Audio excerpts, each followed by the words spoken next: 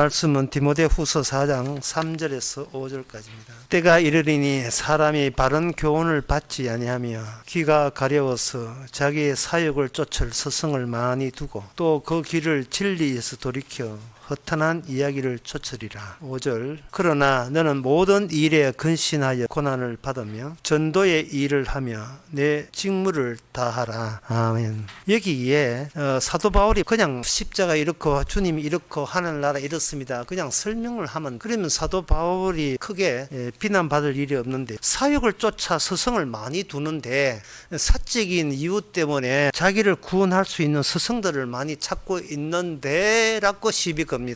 사도의 뜻은 뭐냐 하면은 인간의 개인적인 사욕을 안 없애고 무슨 십자가를 믿는다고 할 수 있느냐는 거예요. 마태복음 16장에 나오는 말씀, 십자가 질 때는 반드시 조건이 있어요. 자기를 부인하고 자기 십자가 지랬어요. 자기를 부인하고. 자기를 부인한다는 그 십자가, 그 자기 부인할 때 무엇을 부정해야 되는가? 바로 사사로운 사적인 의도와 기대를 부정한다는 뜻입니다. 그러니까 이 사도 바울의 입장에서는 십자가 복음을 전하면서 사사로운 사욕, 인간들의 개인적인 의도를 안 건드릴 수가 없어요. 복음을 전하면서 그걸 건드리다 보니까 모든 일에 고난을 받아라가 성립되는 겁니다. 전도를 하면 십자가 복음을 가지고 하면 고난을 받게 되어 있습니다 라고 이야기하는 거예요. 이 말은 무슨 뜻이냐 하면 그 자기를 부인하는 십자가를 증거하게 되면 비로소 그 주변의 그 종교인들 또는 신을 믿는 자들이 자기가 자기를 부인하지 않는 상태에서 구원을 얻고자 시도한다는 그 현실이 왔다고 오게 되어 있다는 겁니다. 구원을 얻고 싶다, 생명을 얻고 싶다, 영생을 얻고 싶다, 천국 가고 싶다. 그럼 누가 그걸 마다하겠습니까? 지옥 갈 사람 누가 있습니까? 근데 근본적으로 그들은 자기 부인이 안 된 상태에서 구원을 얻고자 하고 있으니까 그게 진짜 사도가 복음의 그 차별성, 차이성이 거기서 나온다는 거예요. 지금 사도 바울이 이야기한 유대인 사회죠. 그리고 예수님께서 이 땅에 오신 그것도 유대인 사회예요. 그러면 예수님께서 자기를 부인하고 자기 십자가 지고 나를 따라오라 이렇게 할 때 그 말씀을 어떤 상황에서 예수님의 말씀의 본뜻을 우리가 파악할 필요가 있습니다. 유대인들은 나름대로의 천국관이 있었어요. 유대인들의 천국관. 첫째는 물리적으로 지구가 변화가 일어나야 천국이 오는 거예요. 물리적으로는 변화. 두 번째, 메시아가 이 땅에 와서 통치하면 세상 지구도 깨끗한 지구로 바뀐다는 겁니다. 불에 타는 게 아니고요. 불에 타는 게 아니고 더럽던 환경오염이 심한 지구가 깨끗하게 청소가 되는데 메시아가 와서 그런 일을 한다는 겁니다. 제가 지금 말씀드린 것은 유대인들의 천국관이에요. 세 번째가 뭐냐? 메시아가 어디 오느냐? 예루살렘의 성전에 온다는 겁니다. 예루살렘 성전이 어디 있는데? 감람산에 온다는 거예요. 그 예루살렘 성전에 황금 돈으로 만들어놨어요. 거기 이슬람이 차지하고 있습니다. 네 번째, 메시아가 오게 되면 모든 인간이 메시아에 대해서 모든 지식을 보편적으로 알게 된다는 겁니다. 메시아가 올 때에 메시아가 어떤 분이라는 건 모든 인간이 다 알고 있다는 거예요. 불신자도 알고 있다는 거예요. 다섯 번째, 메시아가 오게 되면 이 지구는 깨끗한 상태에서 타락하기 전에 낙원의 상태에서 영원한 천국을 하나님과 메시아가 함께 영원히 거한다는 겁니다. 물론 그 중에서도 제사장 나라는 이스라엘이 되고 그 이스라엘에 있는 곳이 바로 하나님이 약속하신 약속의 땅, 이 팔레스타인 약속의 땅, 현재 이스라엘이 접수하고 있는 그 땅에서 이스라엘은 왕처럼 그렇게 살고 있다는 거예요. 이게 유대인의 천국입니다. 그런데 그 유대인의 천국에 의해서 누가 돌아가셨냐 하면은 진짜 오신 메시아가 죽었거든요. 그러니까 우리가 예수님을 안다? 그리고 예수님이 십자가의 의미를 안다는 것은 반드시 그때 그 당시에 사람들의 아이디어에서 사람들이 생각했던 유대인들이 생각하는 것은 구약 성경을 근거로 한 겁니다. 구약 성경의 근거에서 그들이 고대하고 기다리던 그 천국이 어떤 천국인가를 예수님의 말씀과 같이 겸해서 같이 결합해서 해석이 돼야 천국관 보는 겁니다. 도대체 예수님은 왜 그 당시에 예수님은 화를 자초했지요. 그 당시에 예수님은 어떤 말씀을 하셨기에 5가지 조건으로 구분이 된 천국에 대해서 예수님께서 부정적인 발언을 했다고 그 당시 유대인들은 왜 그렇게 생각했냐 이 말이죠.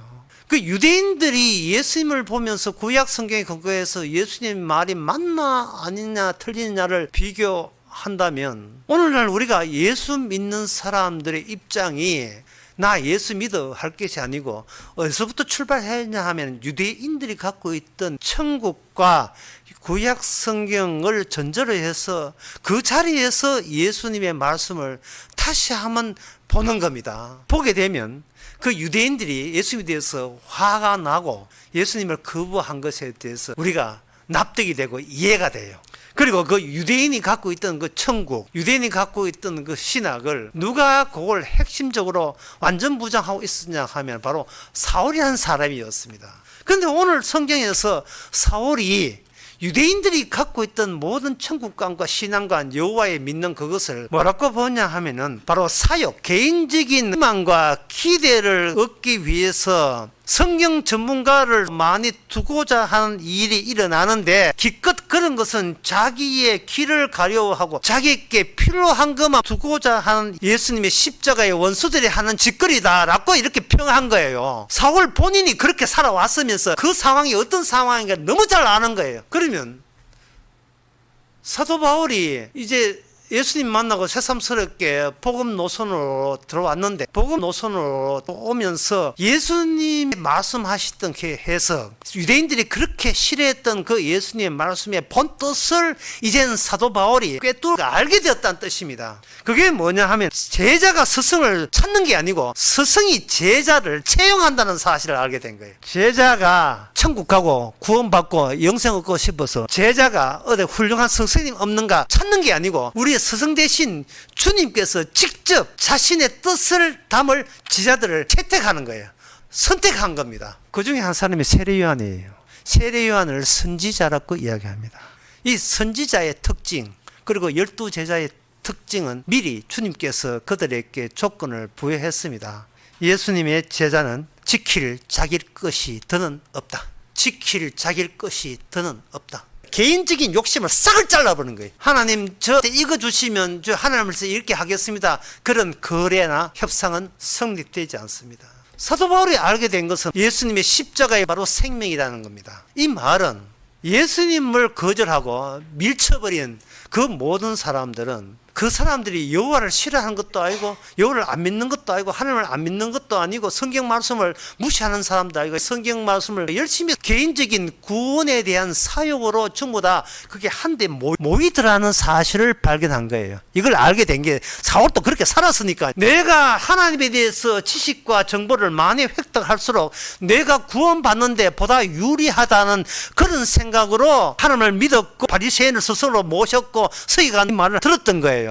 그들이 예수님 죽이는데 주모자들인데 그러면 여기서 우리가 인간이 구원받기 위해서 지식을 끌어모으는 그 한계를 알아야 되죠. 그 한계 모르면 십자가 믿어도 소용없지요. 그 한계 모르면 자기 부인 자체가 성립이 안 되니까 자기를 부인하고 십자가 지라 했는데 어디까지를 자기를 부인하고 이렇게 규정할 수 있느냐 그 문제. 그 문제가 상당히 중요한 문제로 등장하는 겁니다. 물론 사도 바울은 자기 부인이 되죠. 그러니까 자신만만하게 인간이 구원받기 위해서 다 자기 사역을 챙긴다 이래 보는 겁니다. 자기 부인 그 한계에 대해서 누가복음 24장 36절 이 말을 할 때에 예수님 부활했다는 소식을 누가 전했어요. 이 말을 할 때 예수께서 친히 그 가운데 서서 가라사대 너희에게 평강이 있을지어다 하시니 저희가 놀라고 무서워하며 그 보는 것을 영으로 생각하는지라 예수께서 가라사대 어찌하여 두려워하며 어찌하여 마음에 의심이 일어나느냐 내 손과 발을 보고 나인 줄 알라 또 나를 만져보라 영은 살과 뼈가 없으되 예수께서 부활해 영으로 나타내신 게 아니고 육신으로 나타났다는 것이 인간의 한계입니다.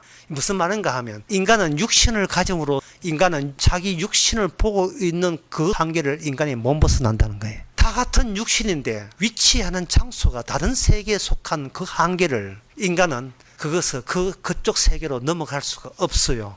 왜냐하면 그걸 보면 자기 육신이 보이니까요. 내가 육신으로 있다는 자체가 내가 영생 얻을 수 없는 영생으로 나갈 수 없는 한계점을 내가 육신으로 지니고 있다는 뜻이에요. 이걸 쉽게 말씀드릴게요. 아무도 구원받을 수 없다. 아무도 나를 구원할 스승은 없습니다. 이 땅에. 이미 마태복음 23장에서도 주께서 그렇게 이야기한 적이 있어요. 시장에서 문안 받는 것과 사람에게 랍비를 청함을 받는 걸 좋아하느니라. 너는 스승이라 청함을 받지 말라. 너희 스승은 하나여 너희 다 형제니라. 땅에 있는 자를 아비라 하지 말라. 너희 아버지는 하늘이시나 하늘에 계신 자나. 또 지도자라 청함을 받지 말라. 너희 지도자는 하나여 곧 그리스도니라. 너희 지도자는 너희 스승은 너희 랍비는 오직 예수님 뿐이다. 그런데 그 예수님을 사람들이 추방시켰잖아요. 온 스승을 그 인간들이 자진해서 거부한 거예요. 다른 가짜 스승만 찾아다니는 겁니다. 왜? 인간은 자체 내에서 한계를 갖고 있습니다. 이 한계 이점에 대해서 좀 더 설명하면 이렇습니다. 마태복음 3장 16절에 보면 예수님이 세례받는 대목이 나와요. 예수께서 세례받으시고 그 물에서 올라오실새 하늘이 열리고 하나님의 성령이 비둘기 같이 내려 자기 임하심을 보시더니, 성령이 내려오는 것을 뭐라고 하면 비둘기 같이라고 되어 있어요. 그러면 인간은 어디서 막히느냐 하면은, 인간은 비둘기를 잘 알고 있습니다. 저거 비둘기네. 이게 인간이 내린 결론입니다. 저거 비둘기는 비둘기다. 이게 인간의 한계입니다. 나는 나다. 그래서 어쩌란 말이고, 저건 비둘기네. 비둘기다. 비둘기 넘어서지를 못하는 거예요. 왜? 비둘기에 대해서 알기 때문에. 주께서 성령이 비둘기 같이 온다는 것은 막아버리는 겁니다. 네가 아는 것을 우리한테 되돌려줘요. 비둘기가 비둘기다. 학교에서 많이 배웠고, 그 학교에서 배운 것은 내 육신을 지키기 위해서 지식으로 확보한 거예요. 이 비둘기는 비둘기다 하는 것이 그게 그냥 비둘기 의미가 아니라 그게 어디 한 곳에 모읍니다. 어떤 구심점을 형성해요. 그게 뭐냐 하면은 나로부터 시작해서 나로 말미암아 나에게로 되돌아온다는 사실입니다. 나 밖으로 벗어날 수가 없어요. 인간은 아무리 교회 다녀도 나 밖으로 벗어날 수가 없습니다. 이 비슷한 이야기가 사도행전의 2장에도 나옵니다. 사도행전 2장 1절부터 3절 보면, 오순절날 이미 이름에 저희가 다 같이 한 곳에 모였더니 호련히 하늘로부터 급하고 강한 바람 소리가 있어 저희 앉은 모든 집에 가득하며, 3절에 보면 불의 혀같이 갈라지는 것이 저희께 보여 각 사람이 임하여 있더니 저희가 다 성령의 충만을 받고. 이쪽에는 뭐냐? 성령은 불이다. 차라리 성령은 불로 안 왔으면 좋겠어요. 성령은 불로 왔기 때문에 인간은 불이다. 성령은 불로 왔다는 그것이 자기 폐쇄 구조로 되돌아가게 만들어버렸어요. 인간에게 이 육신이라는 것이 이미 육신으로 형상화되어 있습니다. 인간에게 이 육신이라는 형상화된 입장에서 무엇을 자꾸 찾냐 하면, 나는 형상으로 되어 있다. 어떤 형상이 나를 구원할까를 그렇게 시작하는 거예요. 시작점이 나는 형상으로 되어 있다. 그렇게 되는 거예요. 인간은 시작점이 있고 도달점을 생각해요. 항상 시작점은 자기부터 시작해서 도달 지점에 자기 형상을 지닌, 육신의 형상을 지닌 자기 자신이 도착 지점에 멀쩡하게 거기에 도달하기를 원하고 있는 겁니다. 나는 형상이 있었다. 오늘도 형상이 있다. 내일 형상이 있겠지. 그러다가 천국 문에 형상이 있겠지. 천국 안에 들어갔다. 천국 안에 내 형상이 있겠지. 형상과 형상의 연쇄고려서 계속 가는 겁니다. 나로부터 시작해서 나로 말하면 나에게 돌아오는 그런 동심을 형성합니다. 그래서 사람들 앞에 주께서 십자가를 믿으라 하는 거예요. 그 말씀은 뭔 뜻이냐? 십자가를 믿으라는 말이 아니고 네가 십자가 되어라는 뜻이에요. 십자가가 되어야 될 사람들이 십자가를 믿으려고 시작하니까 이게 자기 부인이 안 되는 겁니다. 육신의 형상을 살리기 위해서 십자가의 형상을 그게 보탠다, 붙인다. 십자가를 믿으라는 말이 아니고, 십자가가 되어라는 말은 네가 움직이는 십자가의 형상화 되어라는 뜻이에요. 그럼 십자가 형상화 되려면 어떻게 하느냐? 주님의 십자가가 자신의 몸을 가지고 저주 속으로. 십자가 들어갈 방법은, 예수의 십자가는 모든 말씀에 1점 취소되지 않는 그 모든 말씀에 예수님이 자신의 저주를 받는 예수님이 십자가예요. 저주로부터 다 쏟아지는 거예요. 그래서 우리가 움직이는 십자가의 형상화된다는 것은 우리가 자신에서 모든 말씀의 저주 속으로 십자가의 형상화되어라는 뜻이에요. 그러면 저주가 기다렸다는 뜻이 우리에게 저주가 주어집니다. 십자가 묵직한 이유가 있어요. 그는 우리 죄가 묵직하기 때문에 그렇습니다. 자신에서 십자가의 저주기로 가는 것, 이게 바로 4장 5절에 나오는 고난의 길로 가는 것, 십자가의 형상화 되는 거예요. 그걸 갈라디아에서 뭐라 하냐면 그걸 그리스도 안에 있다고 이야기한 겁니다. 갈라디아 6장에서 사도 바울이 나는 그리스도 안에 있어. 내가 그리스도를 믿는 게 아니고 내가 그리스도 안에 있다 이 말이죠. 내게 보이는 육신은 지금 저주 안에 있어서 죽어가고 있는 겁니다. 이게 기쁘다는 거예요. 이게 감사하다는 겁니다. 수련회 나왔으니까 또 이번 갈라디아서 하는데 1강 2강에 첫째 시간 저녁에 1강 2강을 중점하는 게 뭐냐 하면은 사욕, 그게 인간의 죄가 어디서 발생되는가 거기에 대해서 집중적으로 할 겁니다. 왜냐하면 죄인이 아니면 천국에 못 가기 때문에. 죄인이 아니면, 죄를 피해서 천국 가는 게 아니라 죄가 아니면 그리고 더 깊이 있게 죄를 아는 깊이의 즐거움에 빠지지 아니하면 그거는 방향이 천국 가는 방향이 아닙니다. 그래서 수채칭하는 그 죄에 대해서 언급 안 할 수밖에 없고, 그 죄가 어디서 나오는가? 그 죄, 우리에게 지옥을 이끄는 영원한 저주와 죽음을 이끄는 그 죄는 어디서 생기는가? 가정에서 나온 거예요. 가정에서. 가족 중심주의에서 나온 겁니다. 최초의 스승이 가족이기 때문에 그래요. 최초의 스승은 바로 어머니고, 그 다음에 스승이 아버지예요. 아버지 어머니가 그들이 아이가 원치 않더라도 이미 스승 노릇을 해왔던 겁니다. 그때부터 인간은 주체는 그 자체는 없고 남을 통해서 자기를 규정해 나가기 시작하는 인간이 된 겁니다. 나 자체는 없어요. 그러나 남이 나에게 뭐라고 원하고 있는지, 남이 나에게 뭘 원하고 있는지 그걸 채우면서 나라고 이 세상에 나서는 게 바로 인간입니다. 그것은 이미 대대로 아담의 자손들은 악마의 정신에 감염된 거예요. 오염된 겁니다. 그 감염된 육적인 안목, 그들의 육적인 안목이 행동 하나하나에 다 나옵니다. 하나님이, 예수님, 성령이 바로 아빠 엄마 대체물이에요. 나를 지켜주고 나를 보호하고 나를 건사해주고, 내가 자빠질 때 일어나고 차 사고날 때 크게 다치지 않아요. 모든 내 마음속에 딱 한 말이에요. 뭐 어릴 때부터 그렇게 엄마 아빠 나를 지켜주니까. 매 우리 행동에 지금 어린애가 40, 50이 되고 70이 돼도 늘 움직일 때만 나오는 것은 누가 날 위로해 줄까? 누가 날 위로해 줄까? 누가 날 참 자랑스럽다고 누가 옆에서 칭찬해 주지? 그런 분 없습니까? 오직 우리 주님 계시구나. 우리 하나님 계시네. 우리 예수님 계시네.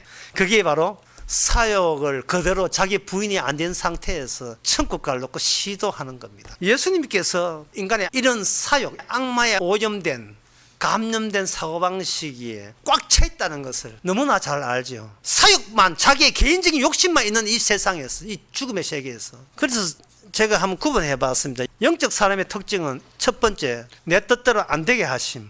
뭐든지 내 뜻대로 안 되게 하심. 왜? 사역이 있기 때문에, 개인적인 노림수가 있기 때문에. 그걸 예수님께서는 이렇게 이야기합니다. 넓은 길로 가지 말라. 좁은 길로 가라. 지옥에만 있는, 지옥에서 몸 빠져나오는, 자기 사역에서 몸 빠져나온 개인 사역이 있기 때문에 지금 갖고 있는 내 양의 2배, 3배, 4배 자꾸 능가하기를 바라는. 그래서 주께서는 내 뜻대로 안 되게 해주시는 겁니다.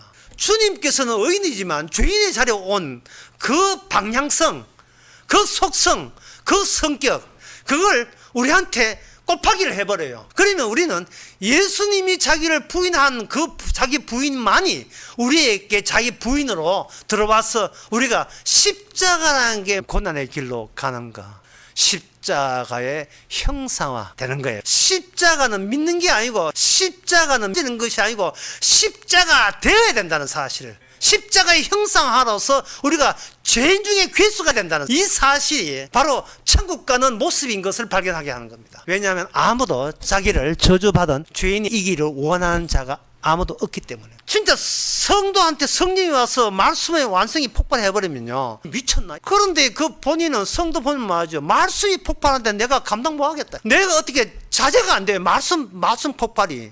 그러니까 이건 내 뜻대로 안 되고 내 뜻대로 안 된다는 것이, 이게 슬픈 이야기가 아니고 짜증난 이야기 아니고, 성경 마태복음 7장에 넓은 길로 가지 마라, 좁은 길로 가라 하는 그 말씀을 우리가 개인적인 생각 있는 사람에게 어떻게 그걸 못 지켜요. 못 지킨데 그 말씀 자체가 우리 안에 폭발해버리면 우리는 말씀의 형상화가 되어버립니다. 넓은 길로 가면 멸망의 길이고 지옥이고, 사람들이 찾지 않는 좁은 길로 내가 선택해서 가는 게 아니고 말씀이 내 안에서 좁은 길을 가는 자체를 실현시켜버립니다. 그러면 내가 무슨 짓을 해도 이게 좁은 길이 되죠. 그 가는 길이. 두 번째, 영적 사람의 특징은, 첫째는 내 뜻대로 안 되게 해주시고, 두 번째는 이 세상에 발 딛고 살 생각을 못하게 만들어요. 자꾸 기웃거리고 두리번거리지 말라는 겁니다. 어떤 실적과 업적의 결과를 포기하라는 거예요. 내가 이만큼 자식 잘 키웠다, 내가 우리에게 부흥시켜놨다, 대도 않은 업적과 실적을 잊어버리라는 겁니다. 세 번째가 뭐냐, 구원의 기쁨, 내가 구원 기쁨보다 말씀이 내 안에서 터져나오는 구원의 기쁨으로 바꿔야 돼요. 나 구원받았다가 아니라,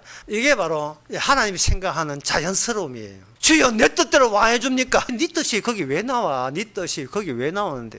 우리가 모르는, 주님만 아시는 자연스러움은 말씀 안에 다 담겨 있어요. 말씀이 스스로 터져버리는데 우리가 거기서 어떻게 그걸 감당을 할 수 있습니까? 감당 못해요. 자, 이번은 이게 세 가지예요. 내 뜻대로 안 되고요, 그 다음에 이 땅에 발 못 붙이게 만들고요, 실적 업적 다 포기하고요, 구원의 기쁨보다 내 속에 말씀이 터져나온 기쁨을 살아라. 그러면 육적인 사람의 특징은 뭐냐면 자기 뜻대로 되고자 고집을 부릅니다. 두 자로 억지. 하루하루 사는 게 전부 다 억지로 살아요. 돼야 될 텐데 억지예요. 그 다음에 이 세상에 실적과 업적 남기는데 환장합니다. 첫 번째 억지, 두 번째 환장, 세 번째 지 구원받은 것 자랑질한다. 자랑. 첫 번째 억지, 고집. 두 번째는 환장하는 것. 세 번째는 자기 구원받은 것 자랑질하는 게. 남 알아주기를. 그래서 주님께서 이러한 억지, 그리고 실적 업적 남기는 거, 환장한 거, 그 다음에 지 구원받은 거 남 안아줄까봐 환장하는 거예요. 이게 어디서 나오는가? 가정에서 교육 받아서 그래요. 네가 어디 가서 남한테 욕 안 묻는 사람 되어라 라는 식으로 부모로부터 이미 교육을 받았거든요. 그래서 첫 번째 수련회 강의 제목도 미리 적어놨어요. 정신병자들의 거리. 모조리 정신병자.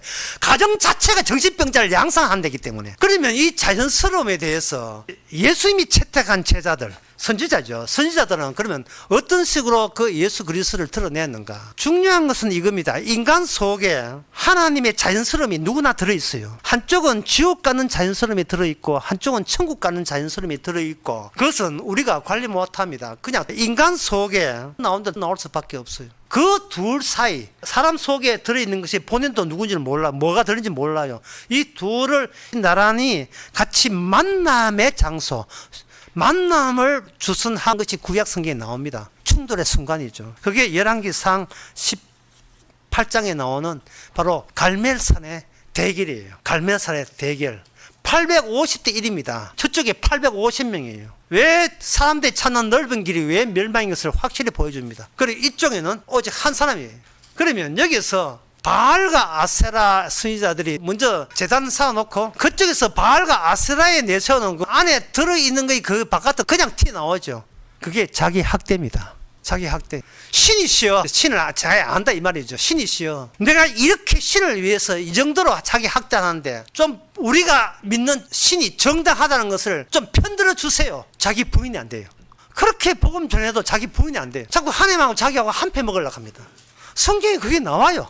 본인이 파괴될 정도로 계속 아침부터 밤늦게까지 계속 때립니다. 아, 너 그 신 지금 주무시고 있는 모양이다. 내가 신앙생활 구원받았던 건 자랑질 이거 하기 위해서 계속해서 신에게 내가 원하는, 내가 사적으로 얻고자 하는 것을 주께서 좀 도와주시면 안 되겠습니까? 우리 예수님 뭐 하십니까? 내가 신앙생활 잘하고 있다는 걸 남한테 좀 자랑질 하도록 좀 해주시면 우리하고 주님하고 한패 맞잖아요. 뭐 이런 식으로 예를 서는 거예요. 엘리야가 하는 방법은 뭐냐면 자기에다가 물을 끼얹어 버립니다. 자기가 만든 제단에다가 물을 12통 바가지 12물을 부어봅니다. 열왕기상 18장 34절에 또 나무를 벌리고 송아지의 각을 떠서 나무 위에 놓고 거기다가 통 넷에 물을 차득 채워다가 번제물과 그 나무 위에 부어라 하고 또 부으니까 물이 단을 흐르고 도랑에도 물이 넘쳐서 가득하게 되었어요. 점점 더 불 붙을 가능성은 점점 더 희박합니다. 그게 없습니다. 자, 내부에 속에 담겨 있는 것은 뭐냐면 불가능성을 갖고 있어요. 불가능성. 바알 종교는 내가 열심히 하면 된다는 거예요. 성경을 하든지 기도를 하든지 전도를 하든지 헌금을 하든지 헌신을 봉사를 하든지 성교를 하든지 목숨 바쳐 뭐 복음을 잘하든지 뭘 해야 된다는 거예요. 이쪽은 아무것도 안 한 정도가 아니고 그 정도가 아니에요. 여러분, 이 두 문장의 차이를 알아야 돼요. 나의 일을 모르게 해달라가 아닙니다. 주여 나의 일이 아예 없게 해 주옵소서예요. 나의 일이 아예 없게 해 주옵소서, 그겁니다. 과거에 내 한 일을 내가 모르게 하옵소서, 그런 게 아니고 그렇게 수비적이 아니에요. 주여 제 일이 뭐 있습니까? 없잖아요. 이게 바로 자기 부인이 된 상태에 나올 말들이고 행위고 고백이에요. 나의 일은 없어요. 엘리야 속에 어떤 하나님이 들었는가? 이번 일은 본인하고 관계없는, 이게 내 일이 아니다는 것을 끄집어냅니다. 이 말은 뭐냐 하면은 더 깊이 있게 말해서 이렇습니다. 하나님이 친히 제물이 되시고 그 하나님의 친히 제물이 된 하나님의 제물을 하나님이 스스로 죽여버리는 것, 자신에서 죽여버리는 게 이게 주의 일입니다. 이런 일을 할 인간 이 세상에 없습니다.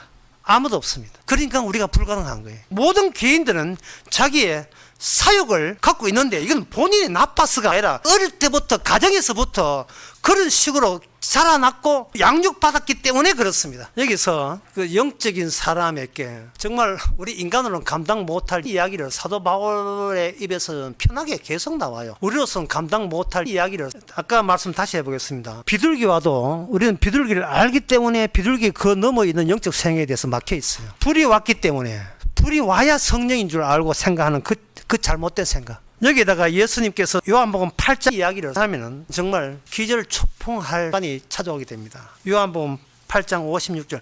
이것은 우리만 기적한 초풍이 아니고 그 당시 그 말을 듣던 유대인들이 기절초풍할 말이 했죠. 요한복음 8장 55절에 보면 너희는 그를 알지 못하나, 아브라함 이야기입니다. 너희는 그를 알지 못하나 나는 아노니 만일 내가 알지 못한다 하면 나도 너희와 같이 거짓말쟁이가 되리라. 나는 그를 알고 또한 그의 말씀을 지키느라. 너희 조상 아브라함은 나의 때에 볼 것을 즐거워하다가 보고 기뻐하였느니라. 그때 이제 유대인 등장하죠. 당연히 등장하죠. 마땅히 등장하죠. 그들은 참을 수가 없습니다. 이 예수의 말을 듣고. 그러니까 안 돼요. 이거는 인간이 생각할 수 있고 인간이 믿을 수 있는 하나님, 모든 것에 대해서 일거에 전면적으로 부정하는 발언을 예수님 쪽에서 한 겁니다. 예수님을 통해서 유대인들은 하나님이 우리를 치료한다고 생각하는데 하나님은 예수를 보내서 치료가 아니고 우리를 공격하고 있어요. 그 공격을 된통으로 지금 얻어맞고 있습니다. 그들은 가만히 있을 수 없지요. 유대인들이 가로되 네가 아직 50도 못 되었는데 아브라함을 보았느냐. 아까 설명한 걸 여기 또 설명이 필요합니다. 인간의 육신은 자기랍고 형상화되어 있어요. 인간은 20살 먹은 애와 60 먹은 노인네를 구분을 할 줄 알아요. 이 안다는 게 문제가 돼버린 거예요. 이 아는 게, 내가 알고 있는 그것이 나를 구원한다는 거 생각하는 그 자체가 구원을 방해하고 이게 주의 일을 방해하는 거예요. 주의 일을. 자꾸 구원이 나의 일이 된 거예요. 자연스럽지 않아도 턴을 뚫는 거예요. 우리가 턴을 뚫었으니까 하나님 산사태 일어나게 하지 마옵소서. 이런 식으로 하루하루를 살아가고 있습니다. 내가 키운 자식 하나님이 안 다치게 해달라. 맨날 우리 이런 식이에요. 네가 50도 못 되었는데 알잖아요. 어떻게 네가 보았느냐. 우리도 그쪽에 설 수밖에 없어요. 이거 예수를 믿어요. 십자가를 믿어요. 우리 자신을 알아야 돼요. 우리는 방금 유대인의 한 말이 이거는 100% 맞는 이야기가 되는 겁니다. 우리한테. 이거 아는 것조차 이게 부정의 대상이라는 사실을 우리는 상상도 못했죠. 예수 가라사대 진실로 너희에게 이르노니 나기 전부터 내가 있었느니라. 어째 버릴까요? 더 무슨 말을 하래요? 더 무슨 말이 필요합니까? 우리가 이분을 믿는다 이 말입니까? 우리가 이런 말을 하신 분을 우리가 믿어요? 못 믿어요. 믿지 마세요. 우리가 예수님의 형상화되면 됩니다. 방금 이 말씀이 우리는 불가능해요. 믿는 게 불가능해요. 믿고 천당 가는 게 불가능하고 믿고 천국 가는 게 불가능합니다. 우리는 그런 몸으로 태어났고 그런 몸으로 가정에서 양육받았어요. 영생, 천국, 이거는 남의 이야기예요. 이거 우리는 주님께서 우리 육신 저 맞은편에 서 있어요. 맞은편에 건너갈 수가 없다고요. 그러면 이 절망으로 설교가 끝날 것인가? 그렇지 않지요.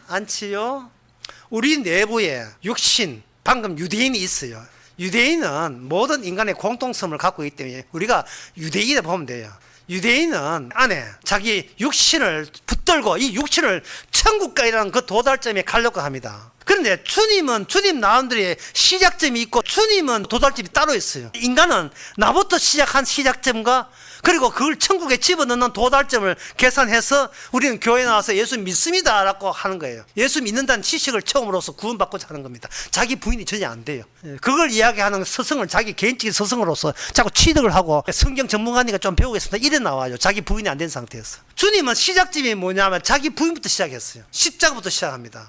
십자가가 우리 속에 이 요한복음 8장 56절을 가지고 우리 속에 들어와요. 들어오게 되면 우리 내부에서 무엇과 무엇이 충돌이냐. 바알과 아세라 선지자와 우리 속에 우리죠. 내가 알고 있는 하나님이 스스로 하시고 마감했다는 일과 우리 내부에서 만나게 해줘요. 이게 성령이 오게 되면 십자가가 우리 속에 그런 일이 우리 내부에서 노선 교차가 일어납니다. 인간은 나부터 시작한 이쪽으로 가는 방향이 다른 방향으로 천국 가는 방향으로 이렇게 가게 되면 넉넉하게 가는 방향이 죄를 짓는 남은 일생이 있습니다. 넉넉하게 돌아가시기 전에 죄를 짓는 그 신나는 일이 성령이 오게 되면 죄를 짓는 방향으로 바뀝니다. 바뀌게 되면 사도 바울의 고백이 절로 나와요. 나는 죄인 중에 휘스 고백이 절로 나와요. 나는 죄 짓는 일이 남아있다. 그 죄는 뭐냐? 내가 죄를 짓고 싶어 짓는 게 아니 사사로운 욕망이고, 이 욕망은 내가 욕망 부르고 싶은 욕망이 아니라 이미 어릴 때 내가 출신한 그 가정, 그 아담의 자손, 육신의 세계, 거기에서 습득된 죄가 육신이 있는 한 계속 발산되고 있습니다. 그 죄를 주께서 죄 사하심으로 예수님의 피로 성령이 같이 만나게 합니다. 자, 만나면 여기서 무슨 현상이 일어나는가?